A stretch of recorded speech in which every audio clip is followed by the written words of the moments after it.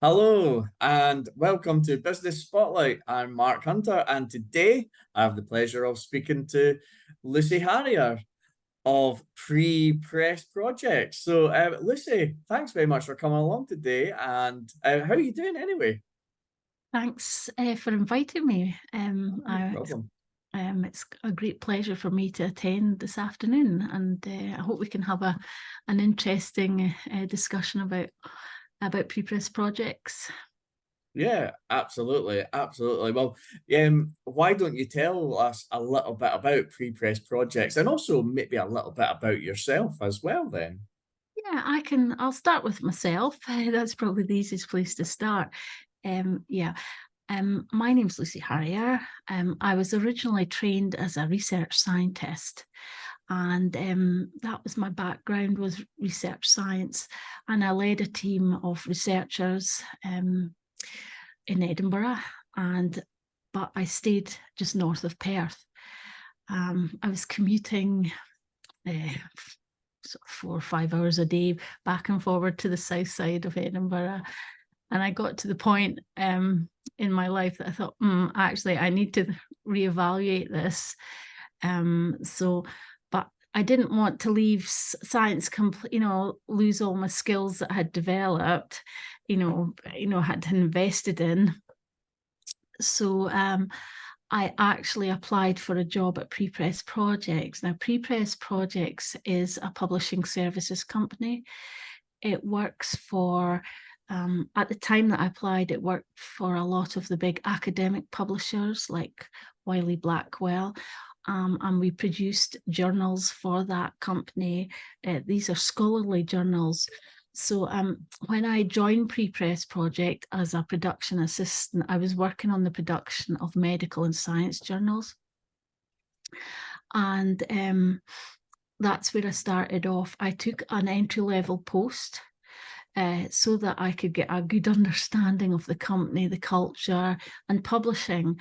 Because science, I was a sort of molecular biologist, so science was my mainstay, but I didn't know anything about publishing. I knew it from an author side, authoring papers, but not as a production side. So I joined Prepress Projects as an entry level publishing assistant.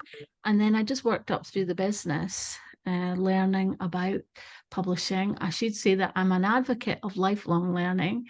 And as part of that, my career change in my mid-30s, I opted to do an MSc by distance learning in publishing so that I could get an understanding of the whole area of publishing, which is amazing because having been a scientist, you think that like there's only science publishing, but there's children's book publishing. The whole area is so huge.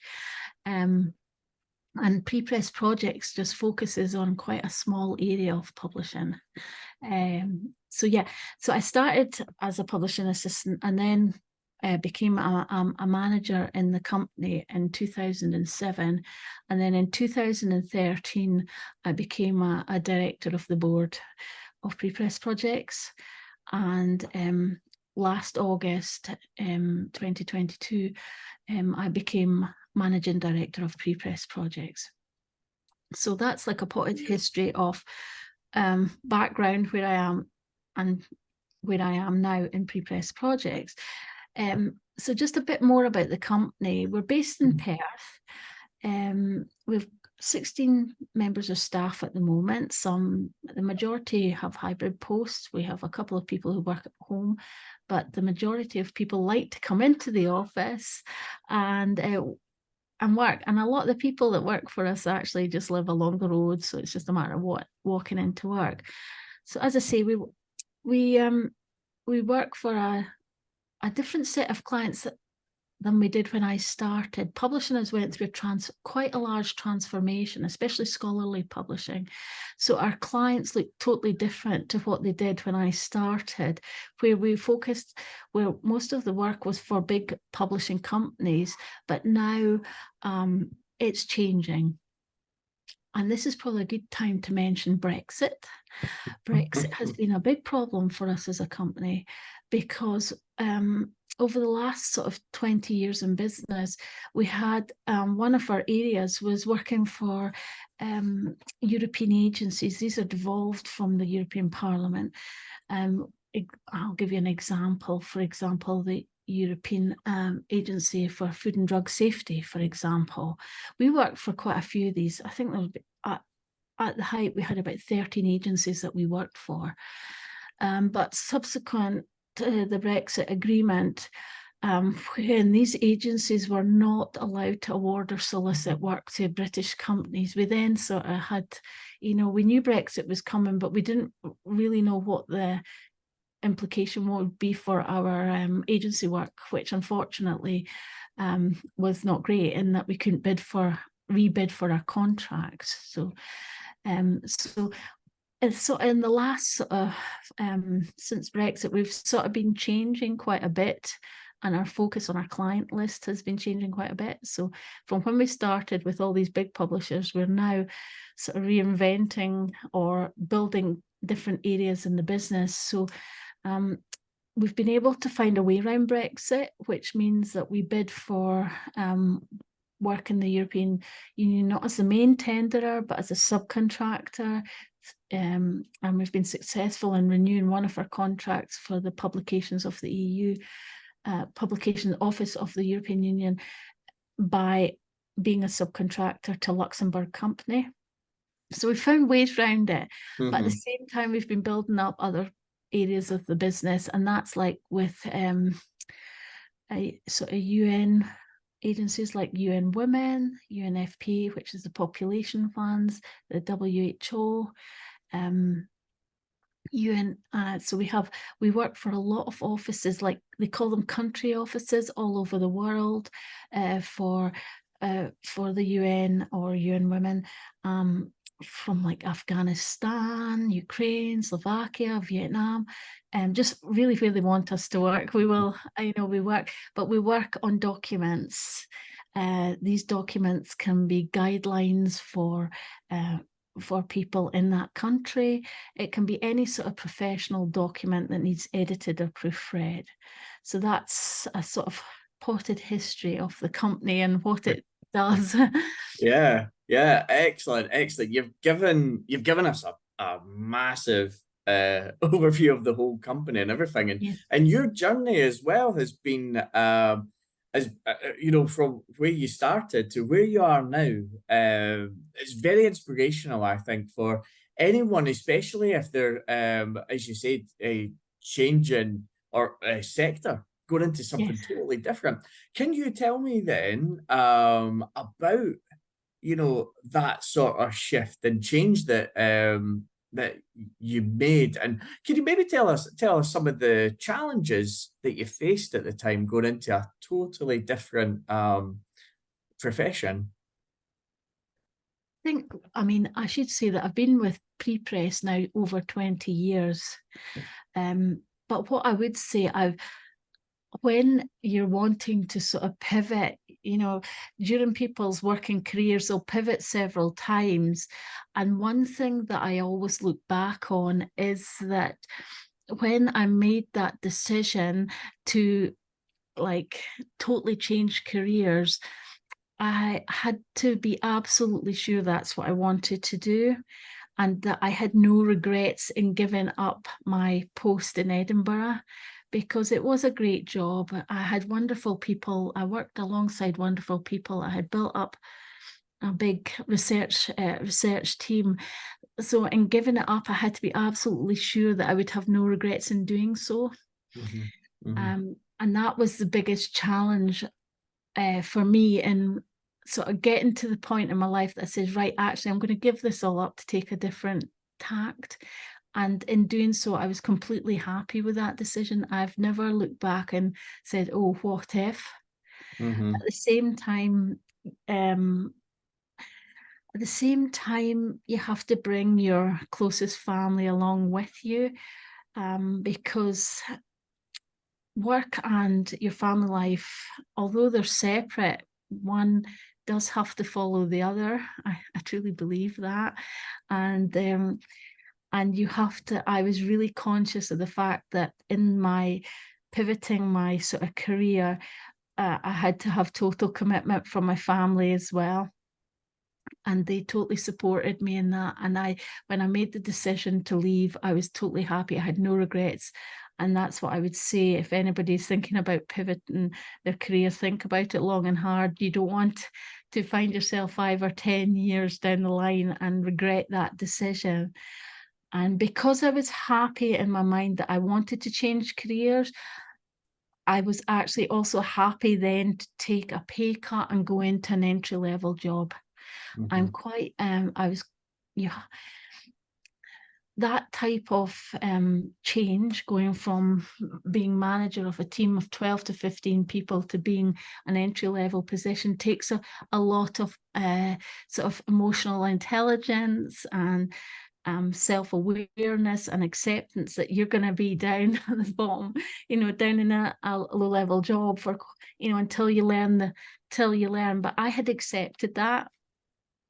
And I knew that I would just be doing sort of entry-level position. I was totally happy with that decision. But some people, when they change jobs, they do it quickly, but it was all planned, and I was accepting of it. And I accepted that when I went to the new position, that I would know nothing, and it was a learning. I had to learn about the culture, how to do the job. And I felt if I was going to succeed at that, I would have to know the basics very well.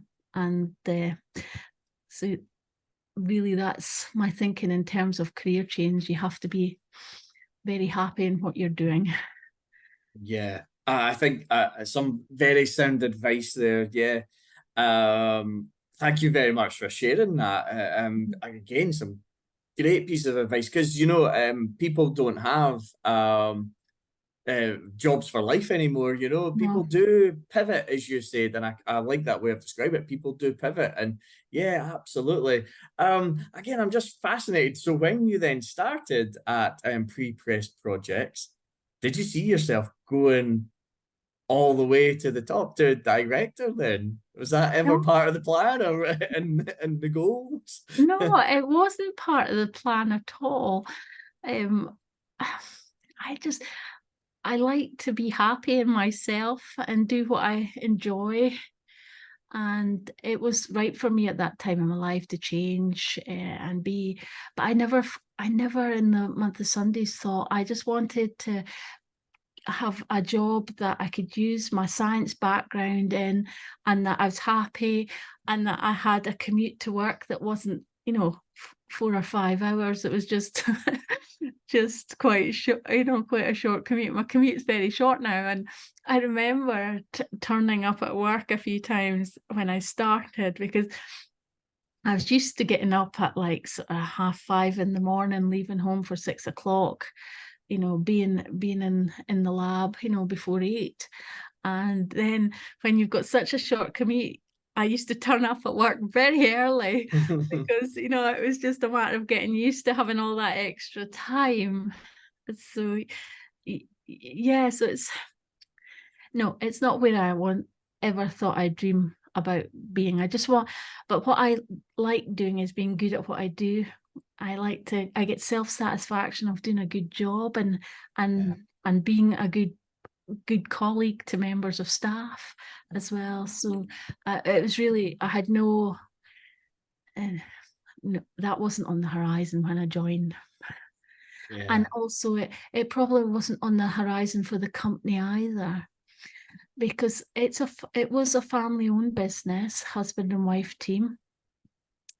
And that, in terms of like, you have talent management pathways in business, but at that point, and succession plans, at that point, their thinking hadn't gone to that, putting a third non-family member director onto the board, if you see what I mean. So it wasn't on my horizon, and it probably wasn't on Prepress's horizon, when they employed me at that time, to be brutally honest. Yeah. Yeah. Again, again, just amazing story there. It's fantastic. I would like to also talk now a little bit about the sort of owner. the running of the business then, you know, because it's Yes. totally different from then working in the business. You're now working probably more on the business. Yes. And you know, so again, what's been your sort of biggest learning since becoming a director then of Mhm. the business? Or learnings, Yes. maybe. The biggest learning from there's several points I want to mention about the biggest learning. The first was in becoming a director, I realized very quickly that it is not a manager's job. It's totally separate. It's totally different endpoints. And I had a sort of epiphany quite early on in becoming a director to realize that actually I don't maybe have the skill sets to do this, to be a director. And I wanted to do right by the company. So I realized early on that the skill set's different. You have a different knowledge. You have to know a whole lot of different things and over different strategy, finance, law, human resources. And it was really quite important for me to understand that I had a lot of learning to do to be a director. And this is when I realized that if I was going to benefit the company, I had to really, well, sort of pull my socks up in the directorial land so that I could be an effective and functional director in a small family business. So at that point, when I had this sort of realization that, oh wow, this is a different ballpark altogether, I actually joined the Institute of Directors, and then sort of started participating in their events. And then I actually started learning about being a director through their certificate and diploma and chartered director program. And I would say they're instrumental in getting me to understand what the role of the director is, all the legalities surrounding being a director is, because there's a lot of stuff out there that a lot of small businesses don't realize when they're appointing directors. And at the same time, I wanted to be able to help the business create itself a future and get more direct, so it has a long-term future and other directors in place.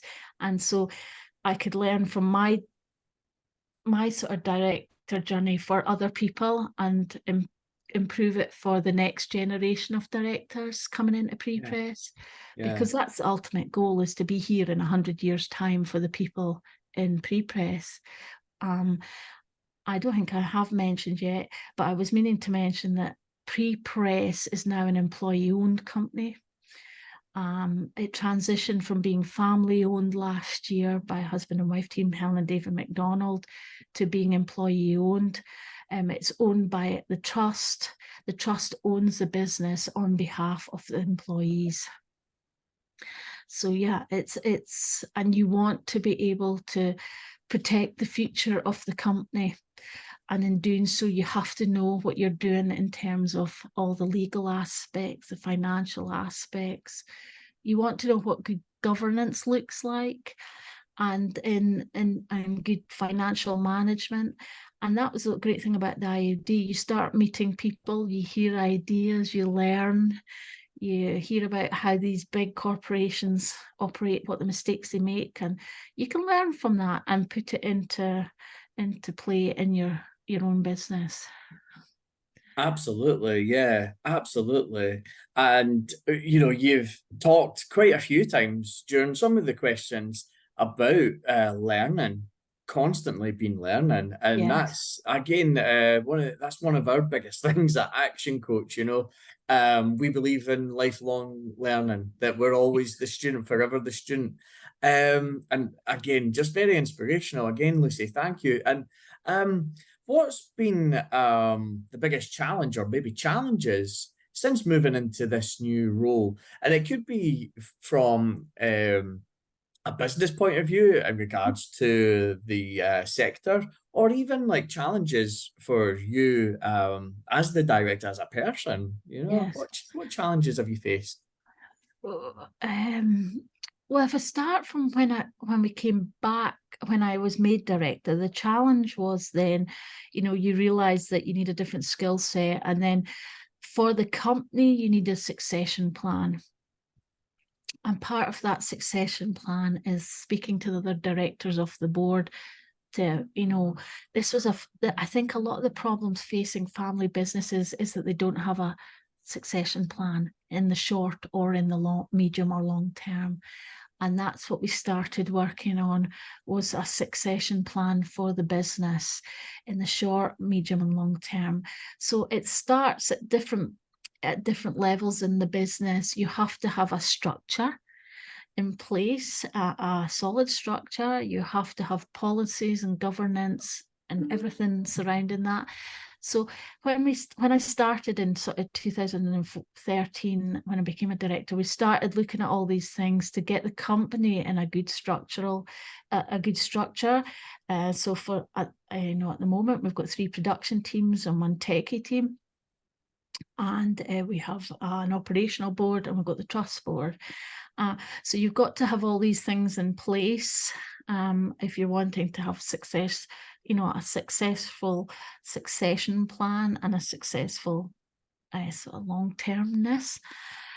So we worked a lot on the policies, the governance, the structure, and then at the same time, the family owners also have to go on their own journey to understand what they want to do with their business. So alongside that, Helen and David had to go on their own journey to work out what they wanted to do with the business, how they wanted it handled, where it wanted to go. What we did was actually through Enterprise Scotland was do an options sort of appraisal, what would be the best for the company in terms of its long-term future. Would it be best sold to another company? Would it be best employee ownership? Would it be best for a management buyout? So we've done a lot of a sort of analysis around the whole area of succession and where the company would be best. And at the end of that process, it was deemed that employee ownership was the best option for the company. And it was so obvious after you do all this analysis and and get help from lawyers and that to see what we should be doing. It was the obvious. When you get to the end point, you think, yeah, of course, that's what it is. So we spent a long time getting to that point, and then it was actually putting it in place, moving over from the company being owned by Helen and David, then over to being employee owned. So there's a lot of setting up the governance, setting up the board, setting up the employee representatives.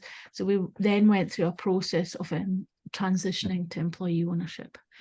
So in terms of challenges, that was the big one. The big one is succession, ensuring that the company has a long-term future.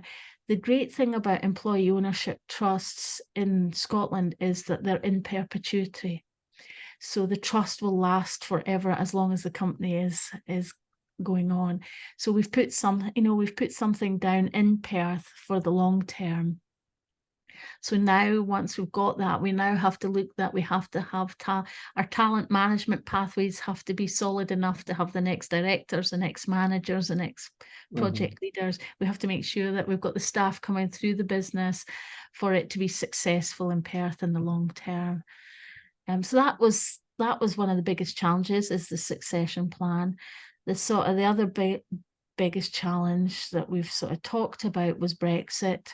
Brexit was a big challenge, we can't deny that, but we found our way around that.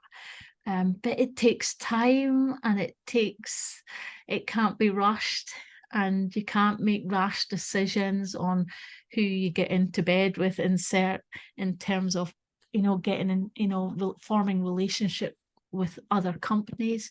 We were very lucky in that we were able to form a consortium bid with another company that had the similar vision, values, and commitment to quality that we had. So it aligned really well, forming that relationship for that. So the Brexit was a big thing for us.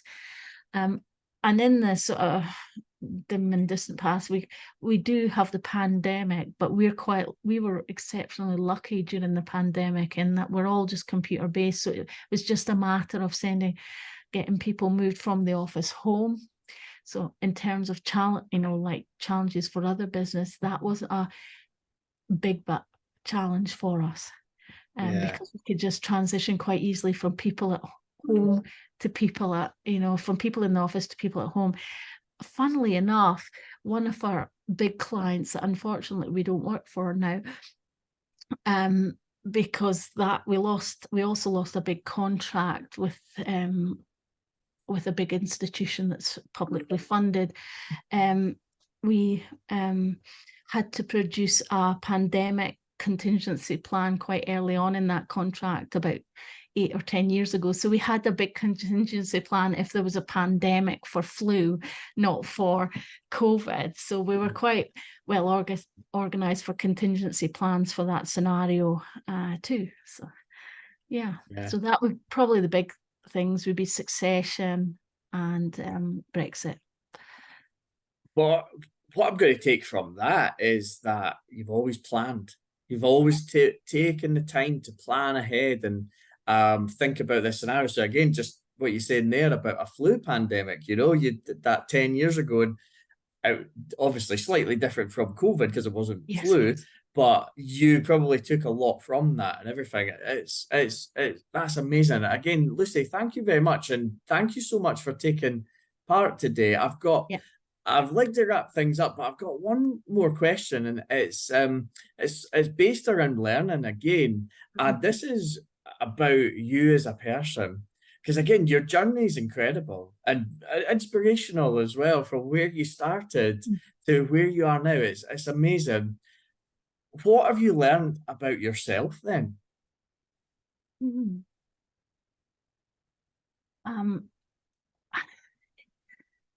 Hard work. I wouldn't. What I will say is that I learned about myself as if I was to look back at my younger self was probably crippled with shyness. And as a woman in science, it's really tough. Or for women, sometimes in the workplace, having family is really, really tough. And what I've learned is just to try hard and do your best, and that's all you can do, and believe in yourself, because a lot of people don't believe in themselves. And I think if I was to look back and speak to my younger self, I would say, look, believe in yourself, it'll all work out. You know what I mean? So that's what I think. That's what I've learned, is that you have to believe in yourself, and you have to be committed into what you're doing, and try your best for your company and for your clients. Absolutely. It's been amazing speaking to you, Lucy. Again, I really appreciate your time. And I really look forward to watching this one back. So thank you so much. Thank you so much for your time, Lucy. Okay, thank you very much. Have a lovely day. Oh, sorry, I interrupted you there. Thank you very much for watching Business Spotlight. We hope you've enjoyed that as well. Thank you very much.